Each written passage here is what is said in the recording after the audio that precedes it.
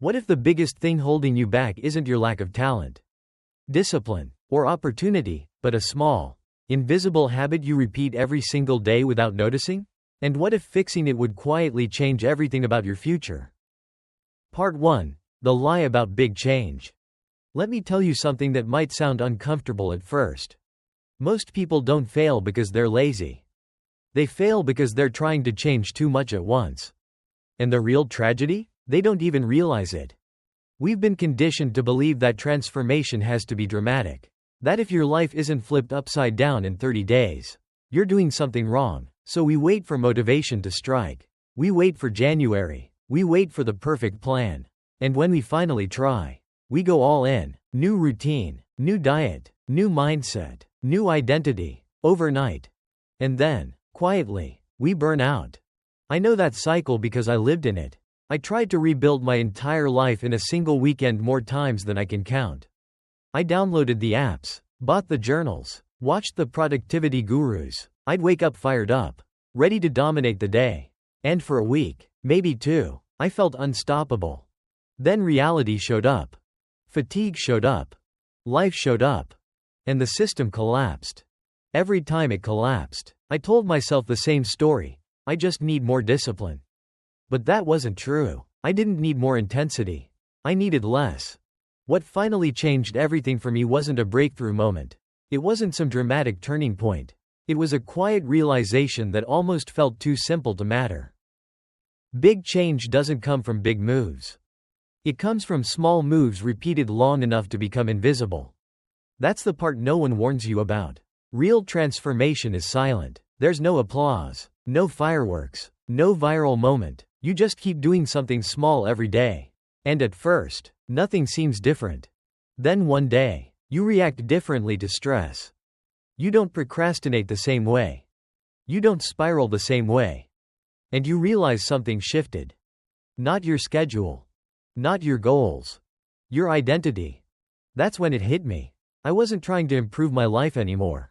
I was slowly becoming someone else. Someone calmer. Someone more disciplined. Someone more in control. And it didn't happen because I forced myself to change. It happened because I adjusted tiny behaviors that compounded over time. Momentum replaced motivation. Consistency replaced intensity. Evidence replaced self-doubt.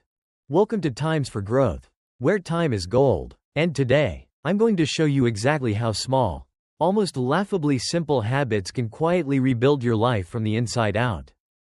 But before we go any further, if you believe your time matters and you want practical strategies that actually work, subscribe to the channel. It helps us keep creating content that respects your time and pushes you forward. Here's the truth most people don't want to hear. You don't rebuild your life in a year. You rebuild it in a day. And then you repeat that day. The mistake is thinking you need a 10-step master plan. You don't. What you need is one small action that you can repeat without drama. Because repetition creates proof. Proof builds confidence. Confidence shapes identity. And identity determines your future decisions. The real question isn't, how do I change my life? It's, what is the smallest habit I can commit to without quitting? That question changed everything for me. Instead of chasing a perfect routine, I focused on controlling the first 30 minutes of my day. Instead of cutting out every distraction, I removed one. Instead of forcing extreme discipline, I built micro wins. And those micro wins stacked. They stacked into momentum. Momentum stacked into stability. Stability stacked into self-trust. Months later, I looked back and realized I wasn't fighting myself anymore.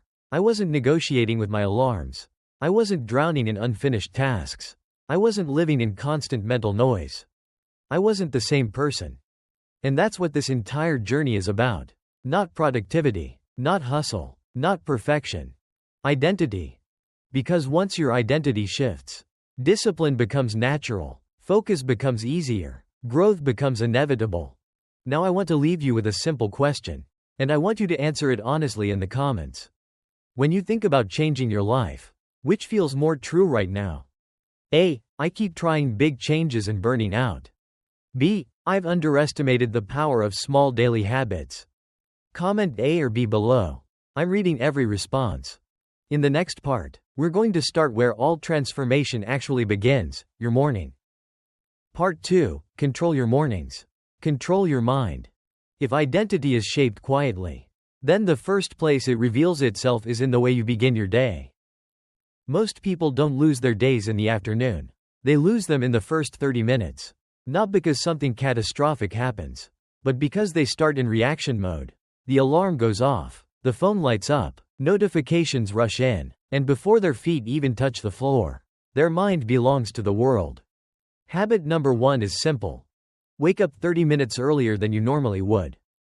Not to hustle, not to grind, not to prove anything, just to create space.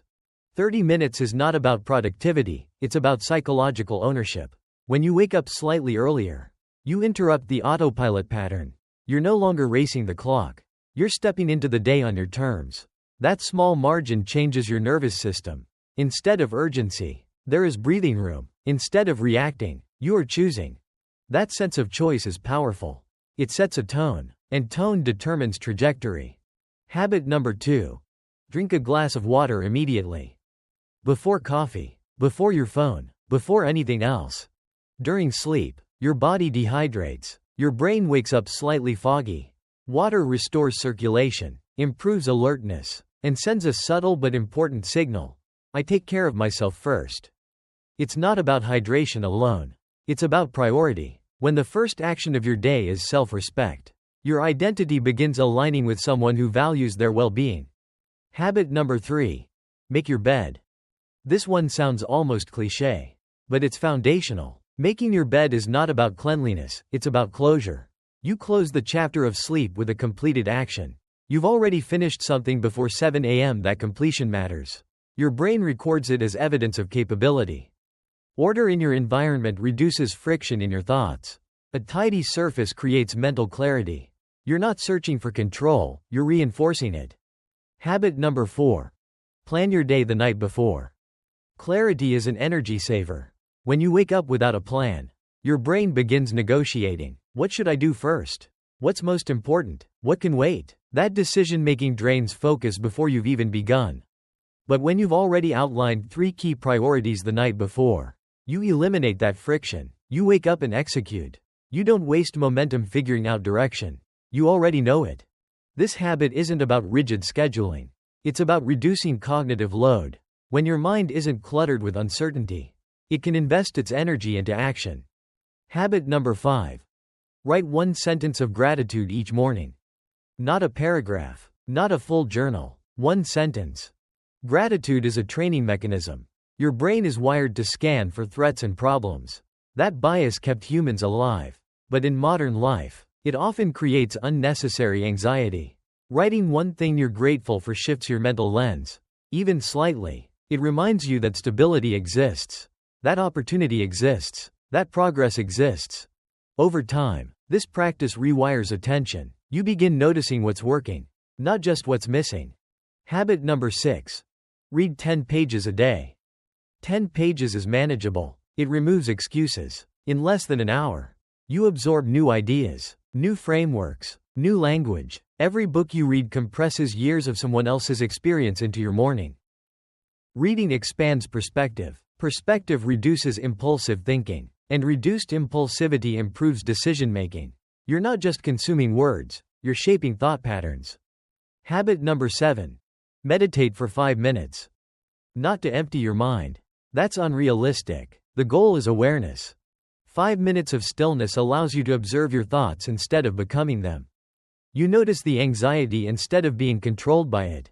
You notice the distraction instead of chasing it. That gap between stimulus and response is where discipline is built. It's subtle, but powerful. When your day eventually gets loud, that 5-minute practice becomes a stabilizer. You've trained your mind to pause. Habit number 8. Rewrite your biggest goal every morning. Not type it, write it. There's something neurological about handwriting that reinforces memory and belief. When you rewrite your goal daily, you're not just reminding yourself of what you want. You're reinforcing relevance. Your brain begins filtering information through that lens. Opportunities that once seemed invisible become noticeable. The goal stays alive. It doesn't fade into background noise. And here's what all of these habits have in common: they are small enough to repeat, but significant enough to shift your state. They don't demand superhuman willpower. They demand intention. You don't need a flawless morning routine. You need a stable one. A routine that reduces chaos instead of amplifying it. A routine that builds evidence instead of pressure. When you consistently control your first hour, something changes internally. Your thoughts slow down. Your decisions feel clearer. You're less reactive throughout the day because you've already anchored yourself. Mornings are leverage. They don't guarantee success, but they dramatically increase the odds of it. They are the foundation beneath everything else you're trying to build. And once that foundation is steady, you're ready for the next layer, building momentum through focused action. Part 3. Build relentless momentum. Once your mornings stop feeling chaotic and start feeling intentional, the next battle isn't awareness, it's execution. Because clarity without action creates frustration. You know what you want. You know what matters. But if you don't move, that knowledge slowly turns into self-doubt. This is where momentum becomes everything. Habit number 9 is deceptively simple. Change the way you speak to yourself. Not in a motivational, over-the-top way, not by pretending everything is perfect, but by becoming conscious of your internal language. Most people have an inner critic that runs unchecked. I'm bad at this. I always procrastinate. I never follow through. Those statements might feel honest, but they are also instructions. Your brain listens. It adapts to the story you repeat. Positive affirmations aren't about lying to yourself. They're about upgrading the script. Instead of saying, "I have no discipline," you say, "I'm learning to become more disciplined." That slight shift introduces possibility. Over time, the words you repeat become beliefs, and beliefs shape behavior. Habit number 10. Reflect on one win before you go to sleep. This habit changes the emotional tone of your entire life. Most people end their day replaying what they didn't finish. The unfinished email, the skipped workout, the goal that feels far away. That pattern builds guilt, and guilt drains energy. When you intentionally identify one thing you did well, even something small, you train your mind to recognize progress.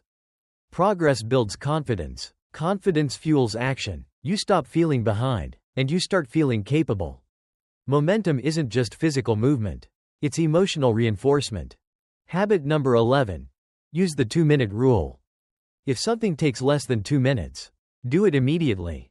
This habit eliminates micro-procrastination.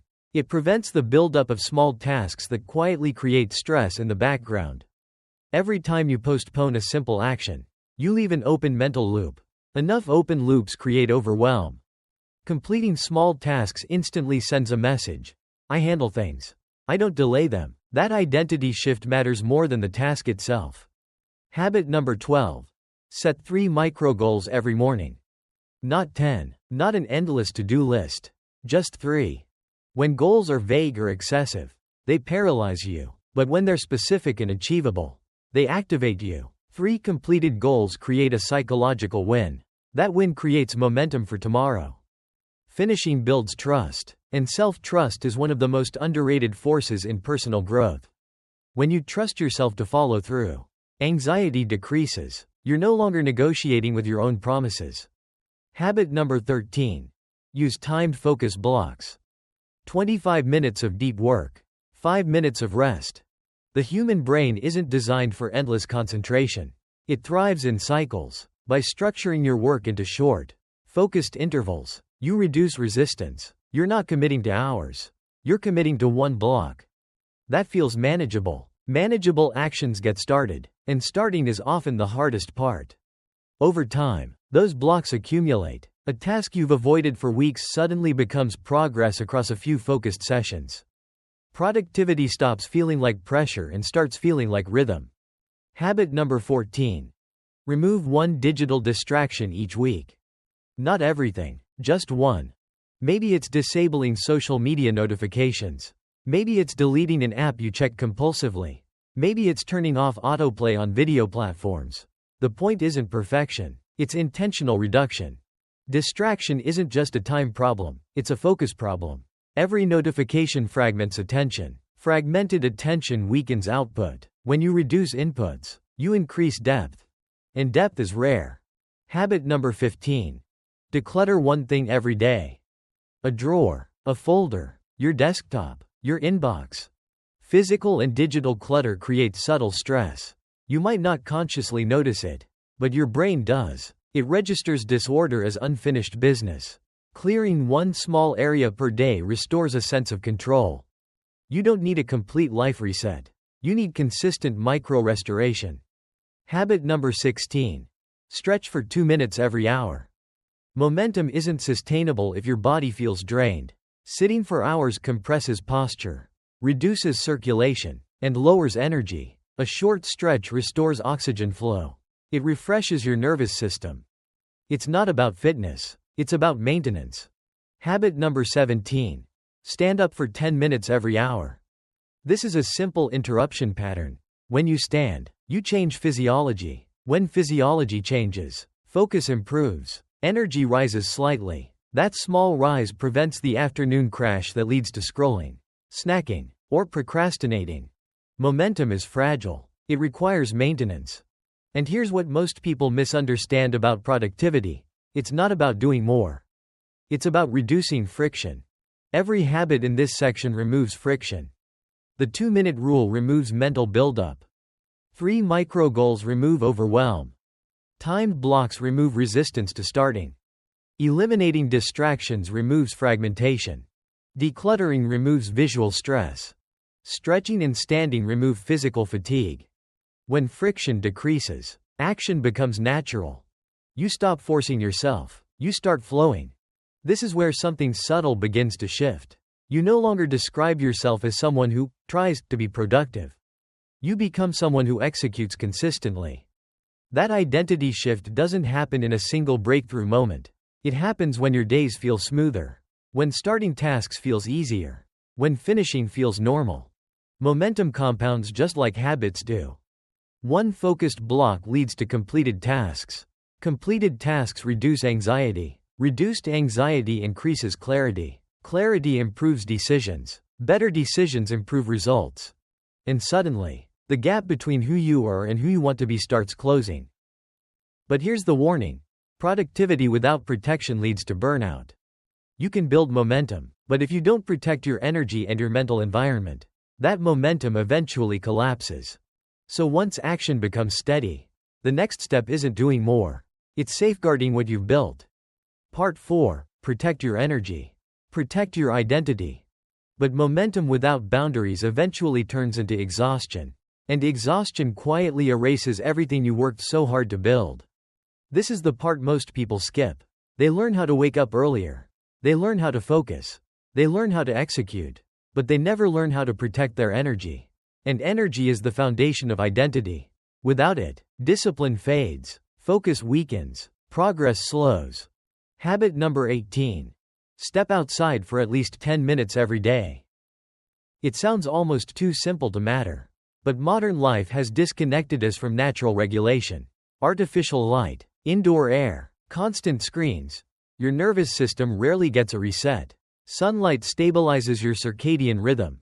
Fresh air lowers stress hormones. Even a short walk without headphones gives your mind room to process. When you step outside intentionally, you're not just getting air. You're interrupting overstimulation. You're reminding your body what calm feels like. That daily reset prevents the subtle buildup of tension that leads to burnout. Habit number 19. Reduce your sugar intake. Not eliminate it, not obsess over it, reduce it. Sugar spikes your energy quickly and crashes it just as fast. Those crashes don't just affect your body, they affect your mood, your patience, your focus. When your energy is unstable, your decisions become unstable. You reach for quick dopamine instead of long-term goals. Stability is power. When your blood sugar is steady, your emotions are steadier. When your emotions are steady, your actions are more intentional. This isn't about dieting, it's about reducing volatility. Habit number 20. Avoid screens for 30 minutes before bed. Late night scrolling feels harmless, but it wires your brain for stimulation when it should be winding down. Blue light delays melatonin production. Endless content keeps your mind alert. You go to sleep mentally crowded. Replacing that half hour with something analog, reading, journaling, quiet reflection, signals closure to your nervous system. Better sleep improves recovery. Better recovery improves discipline. Sleep is not a luxury. It's a performance multiplier. Habit number 21. Say no more often. This one is uncomfortable. Many of us were raised to equate availability with kindness, to equate busyness with importance. But every time you say yes to something that doesn't align with your priorities, you dilute your energy. Boundaries are not aggression, they are clarity. When you say no to what doesn't matter, you preserve space for what does. That space protects your momentum. It protects your attention. It protects your identity. Because identity is shaped by repeated commitments. And if your commitments are scattered, your growth becomes scattered too. Habit number 22. Compliment one person every day. Positivity is contagious, but so is negativity. When you intentionally look for something to appreciate in someone else, you shift your focus outward in a healthy way. You build connection instead of comparison. And here's what's interesting: when you create positive energy, you internalize it. Encouragement strengthens your own sense of abundance. It reminds you that growth isn't competition, it's expansion. Habit number 23. Unfollow one negative influence each week. Your digital environment is not neutral. The content you consume shapes your mood, your standards, your expectations. If you constantly see drama, outrage, unrealistic lifestyles, or endless comparison, your nervous system adapts to that tension. Curating your feed is an act of self-respect. You are choosing what enters your mind. You are deciding what narratives influence you. When you remove negative input, mental clarity increases almost immediately. Habit number 24. Smile, even when you don't feel like it. Not to fake happiness, not to suppress emotion, but to interrupt stress patterns. There is a feedback loop between your body and your brain. When you soften your facial expression and allow a slight smile, even intentionally, you send a signal of safety to your nervous system. That signal can reduce cortisol levels and shift your state subtly. It's a small interruption, but small interruptions can stop emotional spirals before they escalate. Habit number 25. Celebrate progress, not perfection. Perfectionism is disguised fear. It convinces you that unless everything is flawless, it doesn't count. But perfection is static. Progress is dynamic. When you measure your life by improvement instead of flawlessness, you create sustainable motivation. You allow yourself to grow imperfectly. You stop quitting because the plan wasn't executed perfectly. Growth thrives in permission, not pressure. Habit number 26. Limit your news intake. Staying informed is important. Being overwhelmed is not. News cycles are designed to capture attention, often through urgency and fear. Consuming too much of it floods your mind with problems you cannot personally solve. That creates a sense of helplessness. When you intentionally limit exposure, you regain focus on what you can influence. Agency replaces anxiety, and agency strengthens identity. This entire section is about emotional regulation through environmental design. You can't expect discipline to survive in a chaotic environment. You can't expect calm thinking in constant stimulation. You can't expect stable output if your inputs are unstable. Energy protection is strategic. It's not passive. It requires conscious decisions about what you consume, who you engage with, how you rest, and when you disconnect. And something powerful happens when you combine momentum with protection. You stop living in extremes. You're not swinging between hyperproductivity and total burnout. You're not oscillating between motivation and collapse. You become steady. Steadiness is underrated. It's not flashy. It doesn't look impressive on social media. But steadiness builds long-term change. When your energy is stable, your focus deepens. When your focus deepens, your results improve. When your results improve, your confidence strengthens. And confidence that's built on consistency doesn't crumble easily. At this stage, you're no longer just building habits. You're shaping an ecosystem where growth feels sustainable, where discipline feels natural, where peace isn't rare. But there's one final layer that determines whether all of this turns into wisdom or repetition. Because action without reflection can still lead to unconscious patterns. And the final step is where everything integrates. Part 5. The compound effect of identity. When momentum becomes steady and execution feels natural, the real work shifts from building speed to building sustainability. Part 5 is about protection, not in a defensive, fearful sense, but in a deliberate, strategic way, because once you've built rhythm, clarity, and forward movement, you have something valuable, and anything valuable requires boundaries. The truth is, most people don't burn out because they lack discipline. They burn out because they never learn how to guard their energy. They treat time like the only finite resource. But energy is even more fragile. Time moves forward no matter what. Energy drains silently. Protection begins with emotional boundaries. Not every conversation deserves your emotional investment. Not every conflict requires your participation. When you're building something meaningful, whether it's your character, your career, or your internal stability, you must become selective about what you allow to enter your mental space. This doesn't mean becoming cold or detached. It means recognizing that your nervous system has limits. Constant exposure to negativity, comparison, drama, or unrealistic expectations erodes focus. You can't perform at your best when you're internally fragmented. One subtle but powerful habit in this phase is learning to pause before responding. When someone challenges you, criticizes you, or pulls you into urgency, the instinct is immediate reaction. But reaction is often expensive. A pause creates choice, and choice preserves power. You don't need to win every argument. You need to protect your clarity. Another layer of protection involves your calendar. If you don't proactively create space, other people will fill it. Meetings expand, requests multiply, quick favors accumulate. Over time, your day becomes a patchwork of obligations that drain more than they produce. Sustainable growth requires white space, unstructured time to think, reset, and recalibrate. Without that space, you operate in constant output mode. And constant output without input leads to depletion. This is where intentional recovery becomes non-negotiable. Rest is not laziness. It is strategic maintenance. Sleep, solitude, slow walks, time without stimulation. These are not rewards for productivity. They are prerequisites for it. When you protect recovery, you protect longevity. High performers understand this intuitively. They train hard, but they also recover hard. Muscles grow in rest, not during exertion. The same principle applies to the mind. Insight deepens when you step away. Creativity returns when you stop forcing it. Protection also requires identity discipline. As you evolve, people may still interact with the old version of you.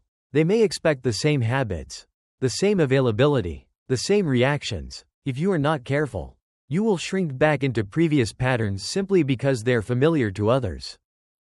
Sustainable transformation demands consistency in private. It means honoring the standards you've set even when no one is watching.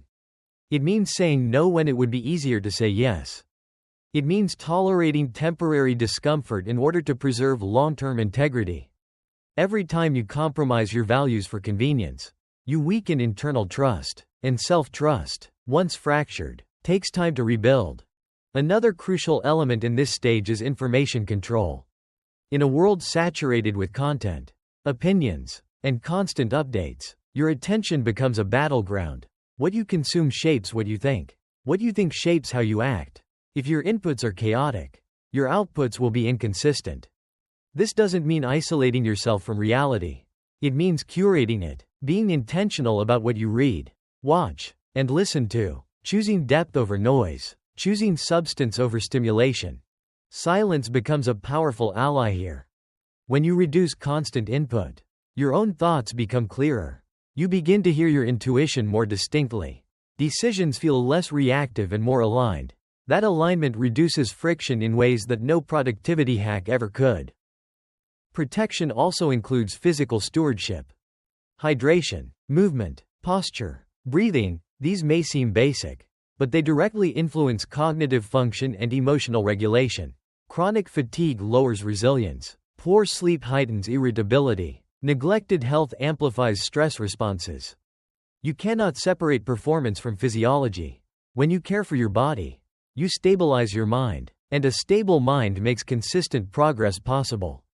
Perhaps the most overlooked aspect of protection is expectation management. Ambition can quietly become self-imposed pressure. The more progress you make, the more you may feel you must maintain it flawlessly. But perfectionism is unsustainable. Growth is cyclical. Some days will be sharp and productive, others will feel slower. If you interpret natural fluctuation as failure, you create unnecessary stress. Sustainable momentum accepts variability. It prioritizes consistency over intensity. It understands that discipline is not about pushing at maximum capacity every day. It's about showing up reliably over time. This is the maturity phase of growth. In the beginning, transformation feels dramatic. New habits create visible change. Energy is high, but long-term success is quieter. It looks like steady effort, thoughtful boundaries, and calm resilience. You no longer chase validation. You no longer depend on bursts of motivation. You build systems, protect energy, and adjust when necessary. And there is a deeper emotional shift that happens here. You begin to respect yourself. Not because everything is perfect, not because you've reached some external milestone, but because you are acting in alignment with your values. You are protecting your focus. You are honoring your limits. You are building without self-sabotage. That self-respect becomes a stabilizing force. It influences how you negotiate, how you lead, how you rest, how you respond under pressure. It makes you less reactive and more deliberate, less scattered and more grounded. Protection is not about shrinking your world. It's about strengthening your foundation so your world can expand safely. When you safeguard your time, energy, attention, and identity, growth stops feeling fragile. It becomes durable. It becomes repeatable. And durability is what separates temporary change from lasting transformation. Because in the end, success isn't defined by how fast you can move. It's defined by how long you can sustain meaningful movement without losing yourself in the process. What everything you've heard so far quietly points to is this: real change is rarely loud, dramatic, or instant. It doesn't arrive as a single breakthrough moment that permanently fixes your life. Instead, it shows up as a series of small, almost unremarkable decisions made consistently over time. Decisions to pause instead of react, to protect your energy instead of spending it everywhere, to act in alignment with who you are becoming, not who you used to be. Growth compounds in silence. On days when nothing seems to change, something still is. Your standards are forming. Your self-trust is stabilizing. Your identity is being reshaped through repetition. And that is far more powerful than any short burst of motivation. Because motivation fades, but systems remain. Discipline matures into rhythm. Effort evolves into habit. The deepest lesson here is not about productivity or success. It's about respect, self-respect. When you honor your time, your energy, and your inner clarity, life begins to respond differently. You stop feeling constantly behind. You stop needing external validation to keep going. You become less reactive to chaos and more anchored in intention. That inner stability becomes the quiet advantage that carries you forward even when conditions are imperfect. Applying this to your life doesn't require drastic change. It starts with awareness. Notice where your energy leaks. Notice which habits move you closer to the person you want to become, and which ones quietly pull you backward. Then simplify. Choose one small habit to protect, one boundary to strengthen, one daily action you can repeat even on low energy days. Consistency matters more than intensity. Always. When you feel overwhelmed, don't ask, "How do I fix everything?" Ask, "What is the smallest aligned action I can take today?" That question alone can change your trajectory. Because sustainable growth isn't built on pressure. It's built on patience, clarity, and the courage to stay consistent when no one is watching. Over time, these choices stack, and one day, you realize you're no longer chasing change, you're living it. Now, here's a simple question for you to reflect on and share in the comments so we can all learn from each other. What do you believe matters more in long-term growth? A. Intense effort for a short period. B. Small actions done consistently over time. Comment A or B below and explain why you chose it. If this content resonated with you, consider subscribing to the channel. Times for Growth, time is gold. Your support gives the channel the motivation to keep creating deeper, more meaningful content for the journey ahead.